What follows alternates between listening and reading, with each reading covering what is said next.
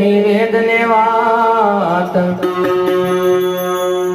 केशव वहाँ रम रहा जहाँ नहीं दिवस के रात। रात नहीं दिवस नहीं, नहीं अंध के उजात, वेद नहीं वाणी नहीं क्या केशव का निवास। नहीं श्वास की स्मरणी नहीं अजंपा जाप, पांच तत्व की काया नहीं क्या केशव आपो आप। चंदा नहीं सूरज नहीं, नहीं नवग्रह का निशान, पातक सुतक पनौती है नहीं क्या केशव का स्थान।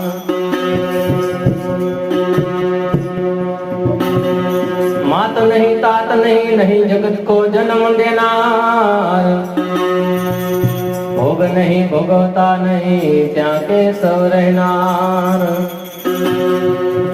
कहनार नहीं सुननार नहीं, नहीं मोक्ष के बंध, राजा नहीं नौकर नहीं, नहीं गुरु सेवक का संबंध।